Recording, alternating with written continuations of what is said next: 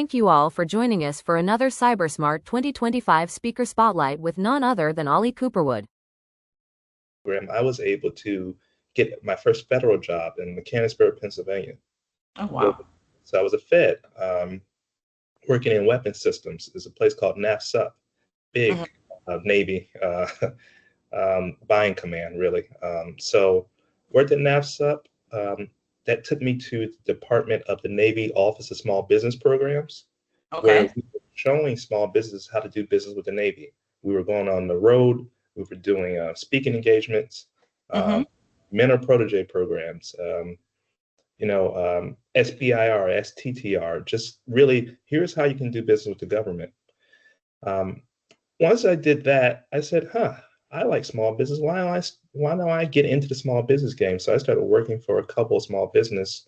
There were small business firms, Mm-hmm. both kind of getting started, just getting their feet on the ground.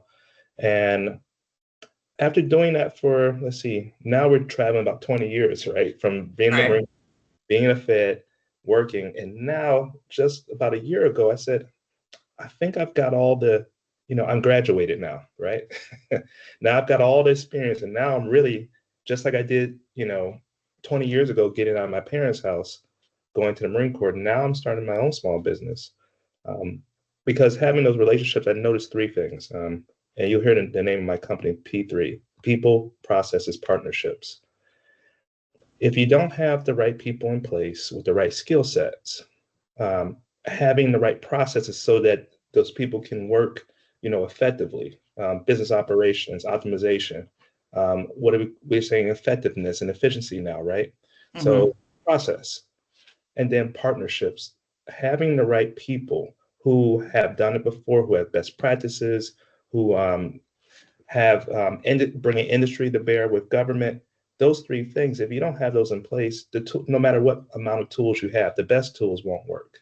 But Right. you have the people, process, and then the partnerships necessary to maximize that effectiveness. So that's why, that whole evolution, just being in the Marine Corps out of high school, being a federal employee, Mm-hmm. being a contractor, and now a business owner, it's kind of brought me to where I'm at. Okay. Well, no, honestly, that's awesome. So I hope everybody sees now why we wanted to have him as a speaker, because he comes with a lot of knowledge. And one of the things that I wanted to ask you too is that I remember when we were talking before, you were telling me about a story. I believe, was it your grandfather? What was the inspiration to, you had some other inspiration to start your business? Absolutely. So Grandpa was a storyteller. He was Native American. He had Native American blood. His grandfather was full blood Native, uh, Okay. and so they were storytellers. They passed stories down, and he would, um, give me these words of wisdom. And there's one of those things that I would listen to, and he said, "Son, you can't work your way to wealth. You have to own something, property, stock, a business, intellectual property, media rights." He said, whatever it is, you have to own. He says, promise me there will be a time where you'll own something that can put the family in a better position. And he said, I'm going to leave that to you. He said, long after I'm gone. He said, but promise me. So, that came about me, and then just the time came where I had an opportunity to do that. So, here I am. Wow, that is awesome. Just keeping the legacy going. I love it. I love it. All right. Well, one of the things I wanted to ask you as well is about your perspective on Cyber Smart, like, or not just the conference that's coming up, but in general with cybersecurity. What do you think are some of the threats that people are facing right now, especially with the small businesses?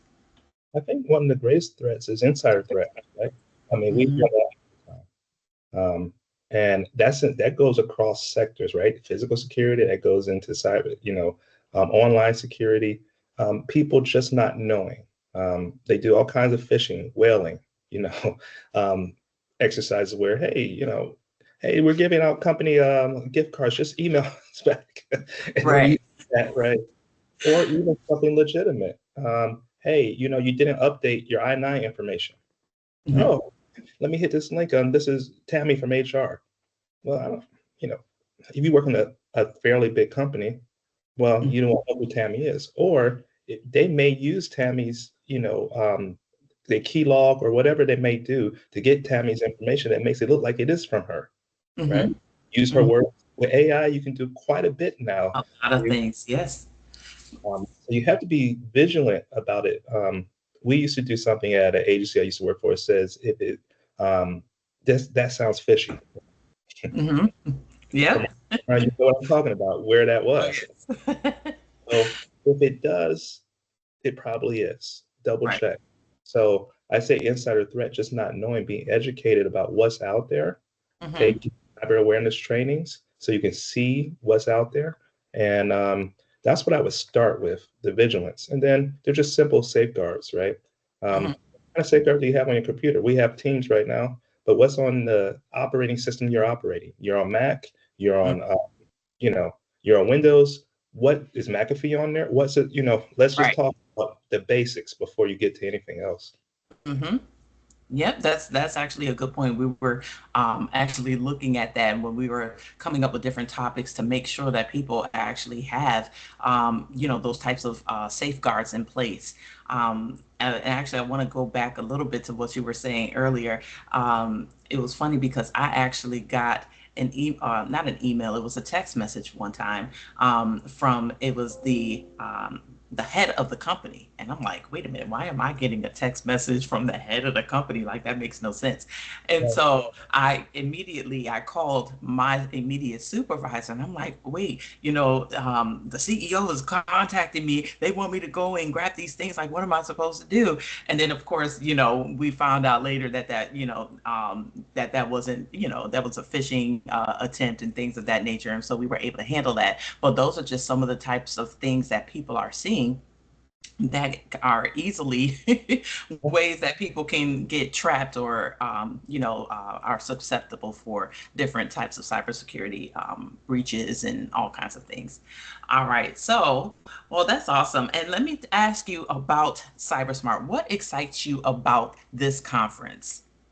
Yeah, absolutely. So the partnerships part, right? So remember, that's what I'm really, if I'm looking at P3, the company, partnerships is what I'm really excited about, because Grandpa, another thing, there are no original ideas out there. So Right.